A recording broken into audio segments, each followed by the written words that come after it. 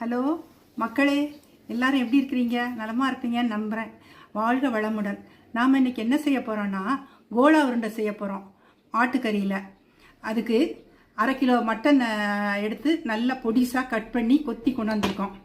அப்புறம் கொஞ்சம் 1.5 டீஸ்பூன் அளவுக்கு மஞ்சப்பொடி, அதுக்கப்புறம் 2 டீஸ்பூன் இஞ்சி பூண்டு பேஸ்ட்டு, தேவையான அளவு உப்பு, அதுக்கப்புறம் பொடிசாக கட் பண்ண கொத்தமல்லி, உடச்ச கடலை ஒரு 150 கிராம், 2 முட்டை, 4 பச்சை மிளகா, அப்புறம் பொடிசாக கட் பண்ண வெங்காயம், சோம்பு, இவ்வளவும் அதுக்கு தேவையான பொருட்கள். இனி எப்படி செய்கிறதுன்ட்டு நான் விளக்கமாக சொல்கிறேன். இஞ்சி பூண்டு பேஸ்ட்டு முதல்ல போடுறேன். 2 ஸ்பூன் இஞ்சி பூண்டு பேஸ்ட்டு, அதுக்கப்புறம் மஞ்சப்பொடி, அதுக்கப்புறம் புதுசாக கட் பண்ணி வச்ச கொத்தி வச்ச ஆட்டுக்கறி போட்டு நல்லா கிளறி விடணும். கிளறி விட்டுட்டு 1 டம்ளர் தண்ணி,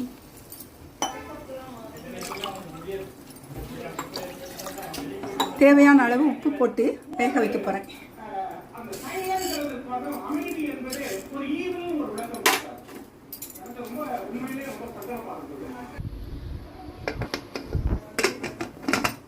நல்லா மூடி வச்சுட்டு ஒரு 3 ப்ரெஷர் இல்லைன்னா 4 ப்ரெஷர் வரைக்கும் வைங்க. நல்லா வெந்துடும். வெந்ததுக்கப்புறம் அதுக்கப்புறம் நம்ம மித்ததெல்லாம் செய்வோம். இதோட ஆட்டுக்கறியோட இஞ்சி பூண்டு பேஸ்ட்டு, மஞ்சப்பொடி, உப்பு சேர்த்து நல்லா 3 ப்ரெஷர் கொடுத்து வேக வச்சு அது நல்லா ஆறுனதுக்கப்புறம் தண்ணியை வடிச்சிட்டு மிக்சியில் போட்டு அரைச்சி எடுத்துருக்கோம்.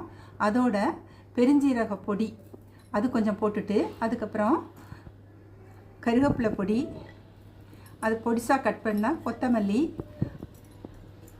அதுக்கப்புறம் பொடிசாக கட் பண்ணி லைட்டாக எண்ணெய் ஊற்றி வதக்குன வெங்காயம், பச்சை மிளகா, இதெல்லாம் சேர்த்துக்கிறோம். நீங்கள் பச்சை மிளகா வந்து உங்கள் காரம் கூட சேர்க்குறதா இருந்ததுன்னா கூட 2 பச்சை மிளகா கூட சேர்த்துக்கலாம். அதோட முட்டை, 1 முட்டை போட்டிருக்கேன். மஞ்சள் கருவோடையே சேர்த்துக்கலாம். அப்புறம் அதோட பொட்டுக்கடலை பொடி, பொடியாக மிக்சியில் பொடி பண்ணி வச்சுருக்க பொட்டுக்கடலை பொடி, அதை போட்டு நம்ம அப்படி இப்போ செய்ய வேண்டியதுதான்.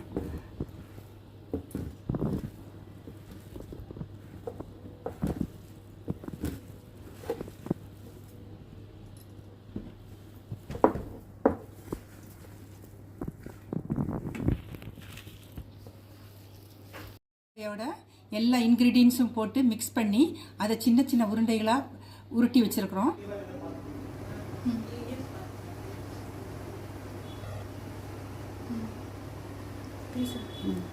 நல்லா எண்ணெய் காஞ்சிருச்சு. காஞ்ச உடனே ஒவ்வொரு உருண்டைகளாக ஒரு 5 உருண்டை போல் போட்டு நல்லா பொன்னிறமாக பொரித்து எடுக்க வேண்டியதுதான்.